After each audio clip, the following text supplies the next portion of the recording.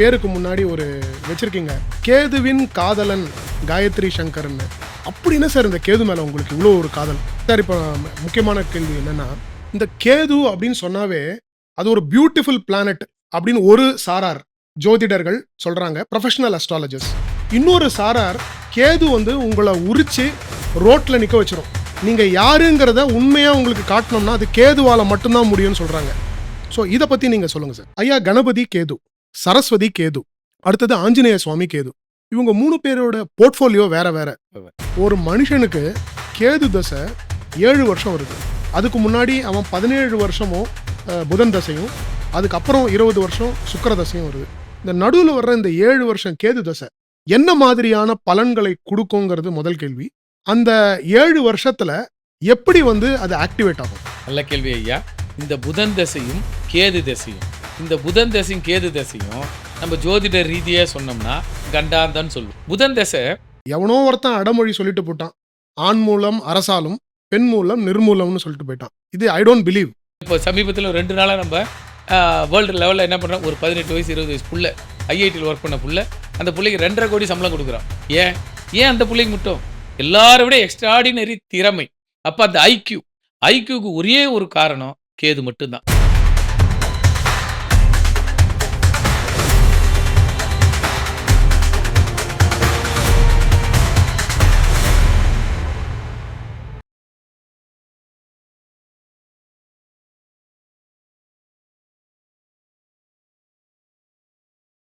நமக்கு தெரிஞ்ச காதலர்கள்லாம் ஒரு ஹஸ்பண்ட் அண்ட் ஒய்ஃபு, ஒரு ஆண் பெண் காதலிக்கிறவங்கள தான் நமக்கு தெரியும். ஒரு பிளானட்டை ஒருத்தர் காதலிக்கிறாரு அப்படின்னு சொன்னா அவங்களால நம்ப முடியுதா? இன்னைக்கு நம்ம கூட பேசுறதுக்காக கேதுவின் காதலன் அப்படிங்கிற அந்த ஒரு அடைமொழியோட வந்திருக்காரு மிஸ்டர் காயத்ரி சங்கர்.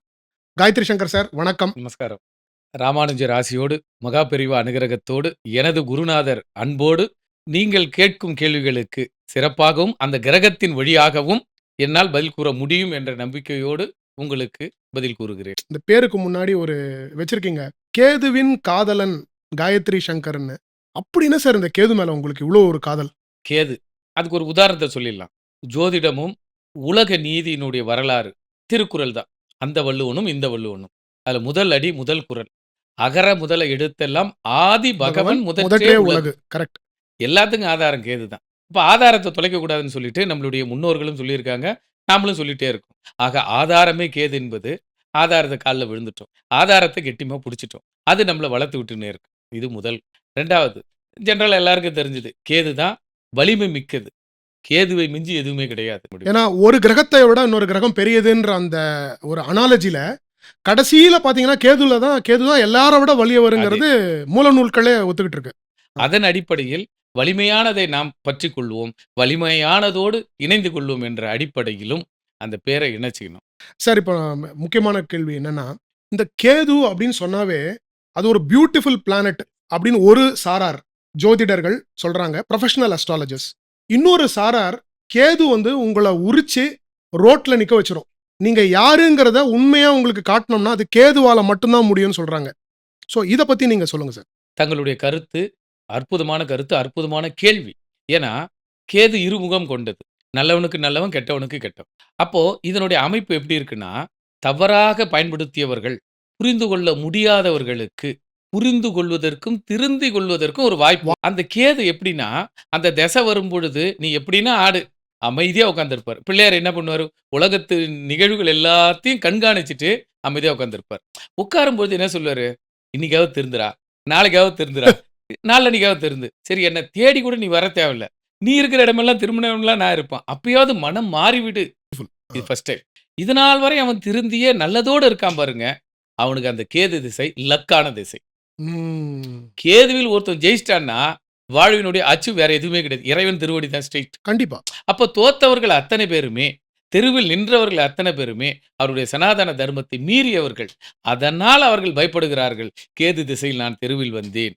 ஆனால் கேது திசையில் வளர்ந்தவர்கள் சொல்கிறார்கள், நான் இதனால் வரை நான் பட்ட நேர்மைக்கும் பட்ட உண்மைக்கும் பயன்படுத்திய சத்தியத்திற்கும் தர்மத்திற்கும் இந்த கேது திசை ஒரு மகத்தான திசையை நல்ல இடத்தில் கொண்டு சென்றது.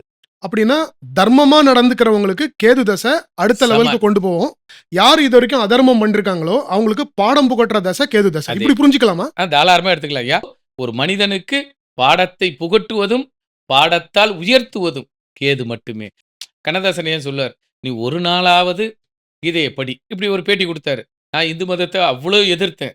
ஆனா கடைசியில அர்த்தமுள்ள இந்து மதத்தை எழுத வைத்ததே இந்த ஞானம் தான். ஆனா என் மனம் ஏற்றுக்கொண்டது எப்பொழுதுன்னா, அர்த்தமுள்ள இந்து இந்து மதம் மதம் எழுதிய பிறகுதான். என்னோட அதற்கு காரணம் இந்த கேது. ராகுவா சம்பாரிச்சுட்டேன். ஆனா எல்லாத்தையும் விட்டுட்டேன், எல்லாத்தையும் பார்த்துட்டேன். ஆனால் கேதுவாக சேர்த்தது நான் சொத்து. என்ன சொத்து? அந்த தர்மம். அர்த்தமுள்ள இந்து மதம் என்ற ஒரு புத்தகம். ஆக கேதுவை தொட்டதினால் தான் நான் இறந்தும் இரவா புகழ் பெற்றேன் என்று ஐயா சொல்லி முடிச்சார். ஆக செய்கின்ற தர்மத்தின் வழியாக வந்தால் நேர்மை சிகரமாக இருக்கும். நீ திடீர்னு தொட்டுட்டுன்னு வந்தினா, அந்த தொட்டதுக்காக மட்டும் நல்லா இருப்போம். ஆனால் நீ செய்த பாவங்களுக்காக தண்டனை கேது தசையில் அனைவருக்குமே அந்த பாடத்தை புகட்டியே விடும். அதனால தான் கேதுக்கு அடுத்தது பாடம் கத்துக்கினா சுக்கிர திசைய வச்சிருக்கான். பாடம் கத்துக்கலன்னா அந்த சுக்கிரனும் சுகமா இருக்காது. ஒரு விஷயம் சொல்றேன் சார். சனி உழைப்பு, புதன் தசை வந்து அறிவு, கேது தசை அறிவுக்கு அடுத்தது ஞானம், அதுக்கப்புறம் அதிர்ஷ்டம். அனு சுக்கிரன். எப்படி சுக்கிரன். அழகா செமையா சிலபஸ் எப்படி பிரிச்சிருக்காங்க. எப்படி பிரிச்சிருக்காங்க பாருங்க. ஐயா கணபதி கேது, சரஸ்வதி கேது, அடுத்தது ஆஞ்சநேய சுவாமி கேது. இவங்க 3 பேரோட போர்ட்ஃபோலியோ வேற வேற. ஒருத்தர் தடையை கொடுப்பவர், தடையை நிவர்த்தி செய்பவர். இன்னொருத்தங்க ஞானத்தை கொடுக்கறவங்க சரஸ்வதி. ஆஞ்சநேய சுவாமிக்கோட லிமிட்டேஷனே கிடையாது. அவரை எப்படி வேணாலும் வர்ணிக்கலாம். இதை எப்படியா நம்ம புரிஞ்சுக்கணும்? ஐயா அது 3 பேரும் 3 நட்சத்திரங்கள். ஆனா ஒரே சிந்தனை, ஒத்த சிந்தனை உடையவர்கள். இப்போ தலை அறுத்து இருக்குதுன்னா, அஸ்வினி நட்சத்திரம் எடுத்துங்க. ஏன்னா தலை மட்டும் தான் இருக்கு. கரெக்ட். அதான் செஸ். செஸ். அதுக்கு அடுத்தது சரஸ்வதி பாருங்க 5ஆம் பாவமாகிய மகம். மூலம் பாருங்க ஆஞ்சநேயர். அஸ்வினி, மகம், மூலம். அது உருவ அமைப்புல பாருங்க தலை மட்டும் தான் இருக்கு. மகம் பாருங்க உருவ அமைப்பு முழுசா இருக்கும். பட் ஆனா சிறுசா இருக்கு. ஆனா ஆஞ்சநேயர் சிறுசா இருப்பாரு. ஆனா அவனுடைய பராக்கிரம் பெருசா இருக்கும். மிகப்பெரியது. ஆனா இந்த 3 பேருமே கேரக்டர் ஒண்ணுதான். ஆனா வடிவமைப்பு வேற.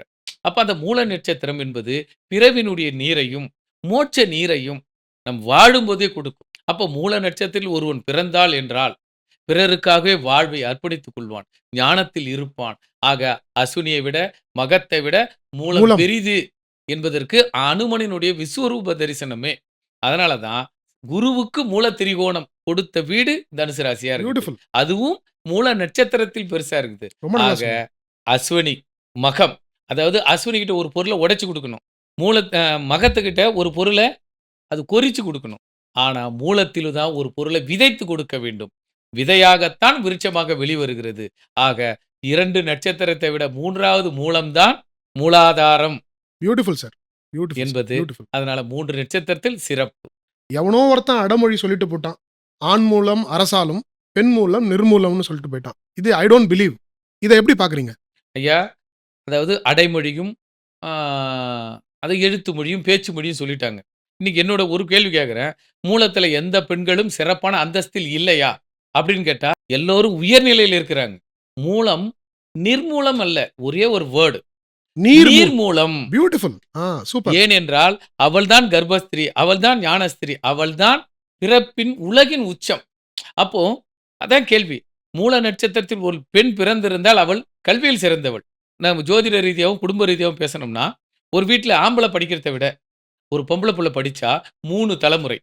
எப்படின்னா, அவள் தாயாக மாறி, அது கணவனாக மனைவியாக மாறி, தாயாக மாறி, அதற்கு பாட்டியாக மாறுகிறாள். ஜோதிட ரீதியா எடுத்தா, பெண் கிரகங்கள் அத்தனையுமே கேந்திரங்களாக இருக்கிறது. 1, 4, 7, 10. ஒரு பெண் இளமையாக இருக்கிறாள். 7 கணவன் மனைவியோடு கூடுகிறாள். அதுக்கு அடுத்தது குடும்பத்தை சுமந்து பாட்டியாக இருக்கிறாள். இறக்கிறாள். ஆனா யாதுமே சொந்தமல்ல. நிலை நிறுத்துகிறாள். அப்ப அந்த நிலை நிறுத்துதல் என்பது இந்த மூலத்துக்கு தான் அதிகம். பியூட்டிஃபுல். ரொம்ப நல்லா சோ சொன்னீங்க. மூலம் நிர்மூலம் அல்ல, நீர் மூலமாக ஒருத்தனுடைய தன் உடம்ப, சதைய, ரத்தம் எல்லாத்தையும் ஒரு குழந்தைய குடுத்து வளர்த்து ஒரு புதிய அத்தியாயத்தை, அதுக்கு தான் சிரஞ்சீவி சாகா வரம் பெற்றதே மூலம்தான். மூலத்தில் பிறந்த பெண்களாக இருந்தாலும், எந்த கிரகமா இருந்தாலும் அவர்கள் உச்சத்தை தொட்டே தீருவார்கள். ரொம்ப நல்லா சொன்னீங்க. ஐயா அடுத்தது நம்ம ஃபர்தரா டிராவல் பண்ணலாம் இந்த கேது சம்பந்தமா.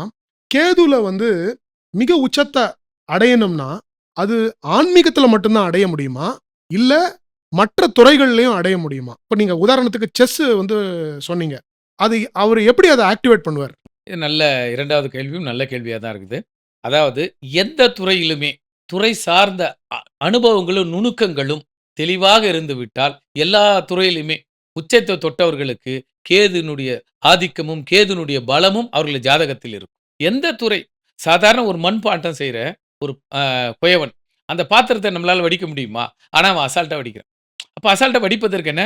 அந்த துறையினுடைய நுணுக்கத்தில் அவன் வாழ்கிறான். இப்ப சமீபத்தில 2 நாளா நம்ப அ வேர்ல்டு லெவல்ல என்ன பண்றோம், ஒரு 18 வயசு, 20 வயசு புள்ள, ஐஐடில வொர்க் பண்ண புள்ள, அந்த புள்ளைக்கு 2,50,00,000 சம்பளம் குடுக்குறான். ஏன்? ஏன் அந்த புள்ளைக்கு மட்டும்? எல்லார விட எக்ஸ்ட்ரார்டினரி திறமை. அப்ப அந்த ஐக்யூ. ஐக்யூக்கு ஒரே ஒரு காரணம் கேது மட்டும் தான். கேது நல்லா இருந்ததுன்னா, எந்த துறையிலும் தடம் பதிப்பார்கள். அதே நேரத்தில தடம் பதித்தவர்களுடைய ஜாதகத்தை எடுத்து ஆய்வு செய்யுங்க. அது நல்ல வலிமையாக இருந்திருக்கும்.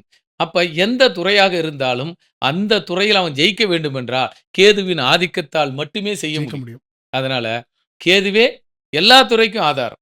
ஐயா, அடுத்த கேள்வி. ஒரு மனுஷனுக்கு கேது தசை 7 வருஷம் வருது.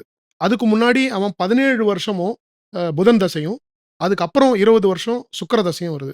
இந்த நடுவுல வர்ற இந்த 7 வருஷம் கேது தசை என்ன மாதிரியான பலன்களை குடுக்குங்கிறது முதல் கேள்வி.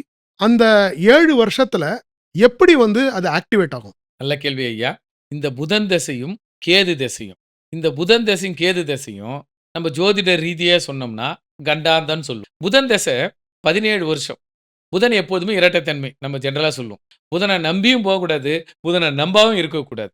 அப்போ புதன் திசையில ஒருத்தன் எப்படி இருக்கணும்னா, அடுத்த திசையாகிய கேதுவுக்கு விதையாக தன்னை தயார் செய்து கொள்ள வேண்டும். அப்ப தன்னுடைய தயாரிப்பு எப்படி இருக்கணும்? புதன் திசையிலே ஆல்ரெடி ஒரு விவசாய நிலம்னா, ஃபவுண்டேஷன் ஃபுல்லா போட்டு ஃபவுண்டேஷன் கரெக்ட்டா போட்டுன்னு வந்தா, கேது திசை அவனை வாழ வைத்து விடும். அதை சந்தோஷத்தை அனுபவிக்கிறதுக்கு அடுத்த திசையான சுக்கிர தசை சூப்பரா இருக்கு. அதுக்கு தான் புதனுக்கு 2 சான்ஸ் குடுத்தான். முதல்ல லௌகீக வாழ்க்கையில சந்தோஷமா இருந்துரு. அடுத்த முறையாவது அந்த 8 1/2 வருஷம். அந்த 8 1/2 வருஷத்தையாவது திருந்திக்கோ. இல்லன்னா, கேது திசையில் திருத்தப்படுவாய். ஆக, புதனில் திருந்தினால் கேது சுகமாக இருக்கும். புதனில் சந்தோஷம் அடைந்து விட்டால், கேது வச்சு செய்து உன்னுடைய சந்தோஷத்தை எல்லாத்தையும் பிடுங்கி, உன்னை திருத்திக் கொள்ளும். கேது மீன்ஸ் என்ன? எல்லோரும் ஒரு அகைன்ஸ்ட்டா பார்க்குறாங்க. கேது திருந்தறதுக்கு ஒரு சான்ஸ் அல்லது திருத்தறதுக்கு ஒரு சான்ஸ். இப்படி எடுத்துக்கங்களேன். உடம்பு சரியில்ல. சரி பரவாயில்லன்னு யாராவது வீட்ல இருக்காங்களா? யாருமே இருக்க கிடையாது. மாட்டாங்க. டாக்டர் கிட்ட போயிட்டு உடனே என்னை எப்படியாவது காப்பாத்துங்க அப்படின்னு விழறல்ல. டாக்டர் தான் கேது. நீ சாப்பிட்டது, நீ அனுபவிச்சதெல்லாம் புதன். எங்க வந்து நிக்கணும்? டாக்டர் கிட்ட தான். அவ்வளோதான். ஒண்ணு இந்த டாக்டர் கிட்ட நிக்கணும். இல்ல இந்த டாக்டர் மேல் டாக்டர் கிட்ட அனுப்புவாரு. அவரும் ஒரு டாக்டர். அவ்வளோதான் முடிஞ்சு போச்சு. 2 டாக்டர் கிட்ட தான் நீ நிக்கணும். ஒண்ணு ஹாஸ்பிட்டல் போணும். இல்ல கோயிலுக்கு போணும். சரிங்கய்யா, இந்த 7 வருஷ கேது தசை தசாபுக்தி வழியா வேலை செய்யுமா? இல்ல அது தன்னை ஒரு 4 பகுதிகளாகவோ, 2 பகுதிகளாகவோ, இப்ப எப்படி நீங்க சொன்னீங்க 17 வருஷம் புதன் தசை 8 1/2 அந்த மாரி இந்த கேது எப்படி வொர்க் பண்ணும்? ரைட். மிக அற்புதமான கேதுவை பற்றிய நுணுக்கமான கேள்விகளும், உங்க ஆழ்மனதிலும், உங்கள் சிந்தனையிலும் கேது நன்றாக இருந்ததால், இந்த ஒரு கேள்வி கேட்டிருக்கீங்க. கேது திசை, முதல் பார்ட். எப்பவுமே எல்லா நட்சத்திரங்களும் 4 பகுதி, 4 பார்ட். அது மாரி 4 பார்ட் தான் கேது. ஆனா, முதல் பார்ட் பாருங்க, செவ்வா மாரி வேலை செய்யும். அதாவது உழைப்பையும், கடுமையும், உடல் வருத்தத்தையும் குடுக்கும். கேது திசை முதல்ல 7 வருஷம் 4ஆ பிரிச்சீங்கன்னா 1 1/4 வருஷம். மேஷத்துல ஆரம்பிக்கும். செவ்வாய் போல, கேது செவ்வாய்னா கடுமையான உழைப்பு. உன்னை வறுத்து இப்போ உதாரணம், ஒரு முனிவர் போயிட்டு உட்கார்றாரு. யாகசாலைக்கு வைக்கிறாங்க. ம். யாகசாலைக்கு உட்கார்றாங்கன்னா, எடுத்த உடனே அவங்க தன்னுடைய மனதையும், சிந்தனையும் ஒருநிலைப்படுத்தி ஆரம்பிப்பாங்க. அக்னி ஹோமம். அப்ப அக்னி சாட்சியாக அப்ப அக்னியில என்ன போடுறோம்? எல்லா அக்னியும் தன்னை கிரகித்துக் கொள்ளும்.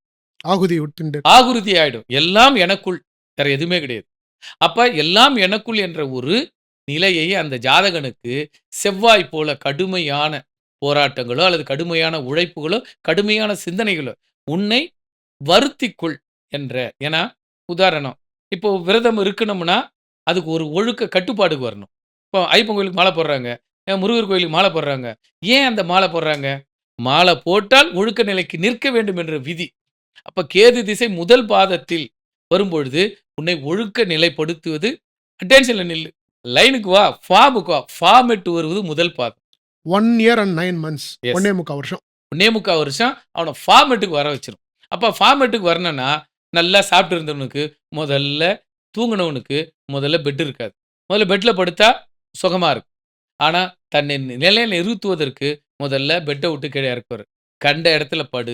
இருக்கிற இடத்துல படு. முதல்ல உடலை தயார் செய். அதுக்கு அடுத்தது என்ன பண்ணுவாங்க? Coffee, tea. லக்ஸரி லைஃப முதல்ல காஃபி கிடைக்காது. டயட் கண்ட்ரோல் கொண்டு வரும். அதுக்கு அடுத்தது ஃபுட் கிடைக்காது. ஆக ஒவ்வொருவனுடைய சுகத்தை அறுத்து உன்னை தயார்படுத்துதல். அதாவது இப்படி எடுத்துக்கங்க. ஸ்போர்ட்ஸ்‌க்கு அன்னைக்கு மட்டும் தான் ஒரே நாள்ல ஓடி ஜெயிக்க முடியாது. ஆனால் அந்த ஜெயிக்கிற ஒரு நாளுக்காக அவன் அந்த 1 இயர் ட்ரெய்னிங் எடுக்குறான் பாருங்க. கண்டிப்பா. அந்த ட்ரெய்னிங் தான் இந்த 1 1/4 வருஷம்.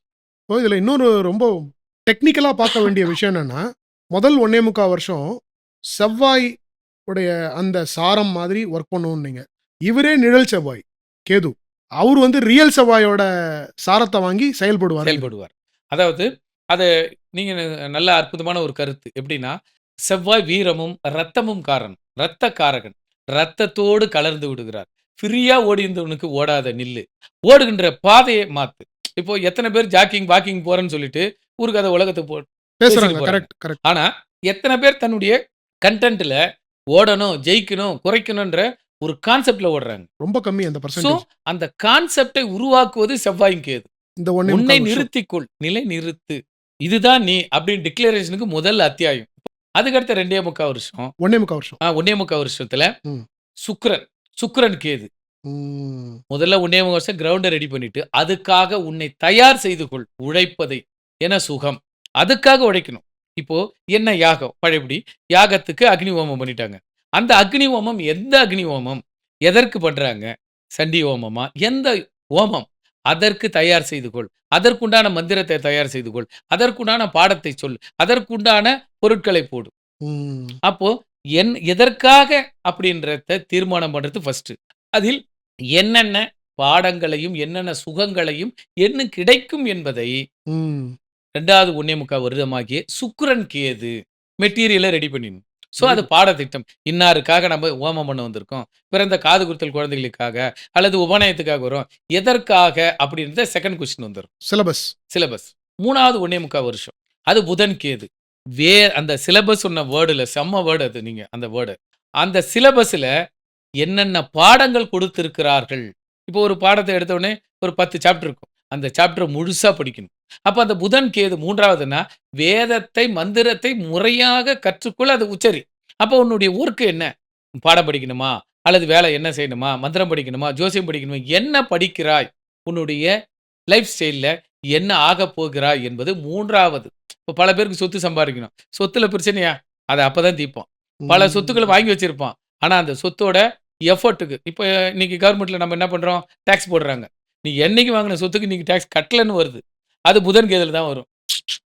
ம். என்னைக்கோ ஒரு சிறு பிழை. இப்போ இப்படி எடுத்துக்கலாம். என்னைக்கோ லோன் வாங்குறோம். லோன் வாங்கி 5 வருஷம் ஆயிடுச்சு. கட்டி முடிச்சுட்டோம். ஆனா அதுல 2 செக் பவுன்ஸ் இருந்திருக்கும். அது வட்டி போட்டு, வட்டி போட்டு இந்த புதன் கேது 3வது பார்ட்ல வரும்பொழுது தான், "சார் உங்களுக்கு இவ்ளோ பெண்டிங் இருக்கு."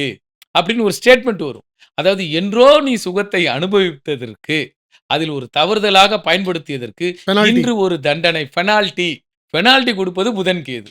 அப்ப அந்த 1 1/4 வருஷம் வீட்ல இருக்க டாக்குமெண்ட்டோ, உன்னுடைய படிப்போ, உன்னுடைய உறவோ எந்த பெனால்டி ஐட்டத்த நீ கரெக்ட் பண்ணிடு. சார் இது இன்னொன்னு கூட எடுத்துக்கலாமா? இப்போ அதர்மமா ஒருத்தர் ஏதோ ஒரு டைம்ல நடந்துக்கிட்டாருன்னா, இது டாக்குமெண்ட்ன்னு இல்லாம, இது புதன் புத்தி சம்பந்தமா, இல்ல டாக்குமெண்ட் சம்பந்தமா, அந்த மாரி எடுத்துக்கணுமா? எப்படி ரைட். எடுத்துக்கணும்? நல்ல கேள்வி. அதுக்கும் ஒரு விளக்கம் சொல்லலாம். இன்று விஞ்ஞான வளர்ச்சியில, மக்கள் தொகை வளர்ச்சியில, நாடினுடைய பெரும் வளர்ச்சியில, இன்னைக்கு ரோடு போடுறாங்க. ஹைவேஸ்ன்னு வந்து 6 வழிச்சாலை, 8 வழிச்சாலைன்னு சொல்லிட்டு. ஏன்னா போக்குவரத்து தான் ஒரு நாட்டோட இன்றியமையாத கடமை. கரெக்ட். அந்த கடமையில என்ன பண்ணுவாங்க, இன்னைக்கு ஒருத்தன அடிச்சு புடிச்சு ஒரு இடம் வாங்கியிருப்பாங்க. 10 வருஷத்துக்கோ, 5 வருஷத்துக்கோ வாங்கியிருப்பாங்க.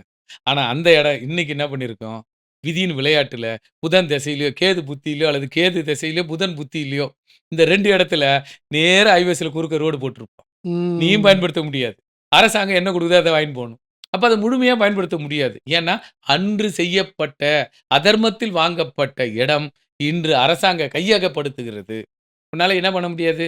எதுவுமே பண்ண முடியாது. இப்ப நீ எல்லாம் என்ன மிரட்டலாம், உன்ன மிரட்டலாம், யாரெல்லாம் மிரட்டலாம் உன்னுடைய அதிகாரத்தை அரசாங்கத்திடம் செய்ய முடியாது. அப்போ என்ன பண்ண முடியும்? அதர்மம், அரசன், தெய்வம். அதான் அந்த பழமொழி சொல்லுவாங்க. தெய்வம் நின்று கொள்ளும். அரசன் அரசன் அன்று அன்றே கொள்ளும். கொல்வான். நீ அன்னைக்கு அரசனா இருந்து மிரட்டி வாங்கின்னு வந்துட்ட. ஆனா தெய்வம் இன்னைக்கு அந்த இடத்துல நின்று நின்று கொள்கிறது. உனக்கு உண்டான நீ குடுத்த காசுக்கு, நீ செய்த தர்மத்தின் காசுக்காக மட்டும் ஒரு பகுதிய விட்டுட்டு, மீதி அத்தன பகுதிகளுமே கவர்மெண்ட் அண்டர்டேக்கிங் பண்ணுது. அப்ப அந்த ஃபைலிங் எல்லாம் வர்றதெல்லாம் புதன் கேதுல, கேது புதன்ல தான் வரும். பியூட்டிஃபுல். அதுக்கு அடுத்தது கடைசி 1.25 வருஷம். சந்திரன். அதாவது சந்திரன் கேது. செவ்வாய் கேது உன்னை அடிச்சு தும்சம் பண்ணியிருக்கும். உடல் உறுதியை சேர்ந்திருக்கும். சுக்கிரன் கேது ஃபார்மேட்டுக்கு வர வச்சிருக்கும். புதன் கேது உன்னுடைய இருப்பினுடைய எக்கனாமிக்கலுடைய ஒரு எசன்ஸ கொண்டு வந்து நிறுத்தியிருக்கும். இனியாவது திருந்து சந்திரன் கேது. ஏனென்றால் கடகத்துக்கு வரும்போது குரு உச்சம். இப்பயாவது உனக்கு நல்ல புத்தியாவது வரணும். நல்லோர் நட்பு சேரணும். மனத்த திருந்து அப்படின்னு சொல்றது சந்திரன் கேது.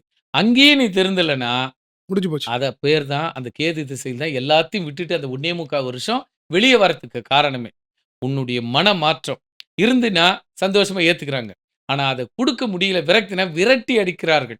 இன்னைக்கு ரோட்ல பல பேர் வந்து வெளிய வரதுக்கு காரணமே என்னன்னா, இன்னொரு ஸ்டைல்ல சொல்லலாம். பல பேர் மனம் வெறுத்து கோயில்களுக்கு சொத்து எழுதி வைக்கிறது அந்த காலம் தான். படிப்புக்கு ஸ்கூலுக்கு தானமா குடுப்பதற்கும் அந்த காலம் தான். ஏன்னா, இதுநாள் வரை எல்லா கஷ்டம் பாதிச்சு. இனி எனக்கு வேணாம். இந்த சொத்து வேணாம். இது இறைவனுக்கோ, கல்விக்கூடங்களுக்கோ, இல்ல பொதுமக்களுக்கோ, பிறருக்கு தானமாக செய்யப்படுகின்ற காலம், மனம் விரும்பி செய்யப்படுகின்ற காலம். அந்த சந்திரன் கேது. அததான் அவங்க இறந்தும் இரவா புகழ் பெறுவது, அங்க குரு உச்சம் பண்றதுனால, இன்னார் கொடுத்தார். இன்று வரை நம்மளுடைய ராஜாக்கள், முன்னோர்கள் இன்னைக்கு நம்ம பார்த்திருக்கோம். பரம்பரையா மன்னர்கள் ஆண்டிருக்காங்க. ஏன் அவங்களோட பேர்ல இன்னைக்கு அதிகமா வச்சிருக்கோம்னா, அவர்கள் விரும்பி கொடுத்தார்கள். ஆக விருப்பத்தில் கொடுக்கப்படுகிறது சந்திரன் கேது. அதே நேரத்தில் வெறுப்பிலும் கொடுக்கப்படுகிறது, பிடுங்கப்படுகிறது. அதுவும் சந்திரன் கேது. அப்போ அங்க கடைசி பார்ட் ஒரு குருவின் ஆலோசனையில் கோயில்களுக்கு எழுதிவிட்டால் வாழ்வாங்கு உங்கள் குடும்பம் நல்ல வசதியாக வாழும். இருக்கிறது. ம். அதே சந்திரன் கேது. அதே வீட்டில் செவ்வாய் நீசம். விருப்பத்தின் பேரில் அதாவது வெறுப்பின் பேரில் பிடுங்கப்பட்ட சொத்துக்கள் அத்தனையும் ஒரு செவ்வாய்க்கு. காலத்தில் செவ்வாய் அரசனாலும் அல்லது வம்சமே இல்லாமல் இரத்தக்காரகன் உன்னுடைய ரத்தம் தோன்றாமல் ஒரு முடிவுக்கு வந்துவிடும். ஆக செவ்வாய்க்கு இது 4வது பார்ட். ஆக கேது 4 விதமான சந்தர்ப்பங்கள கொடுக்கிறார். செவ்வாயா கொடுக்கிறார், சுக்கிரனாவும் கொடுக்கிறார், புதனாவும் புதனாவும் கொடுக்கிறார், கொடுக்கிறார், சந்திரனாவும். கடைசியில சந்திரனாவும் கொடுக்கிறார். மனம் திருந்துவதற்கும், புத்தி திருந்துவதற்கும், சுகத்தை நிறுத்துவதற்கும், உடலை வருத்துவதற்கும் 4 விதமான சந்தர்ப்பம் கொடுக்கிறார். நாம பயன்படுத்துவது கேது. இது எல்லாத்தையும் கரெக்ட்டா பயன்படுத்தா, சுகமான ஒரு ராஜ பதவியும், ஒரு அற்புதமான சுகமான ஒரு பதவியும், வாழ்க்கையும் சுக்கிரனில் கொடுக்கிறார். பியூட்டிஃபுல்.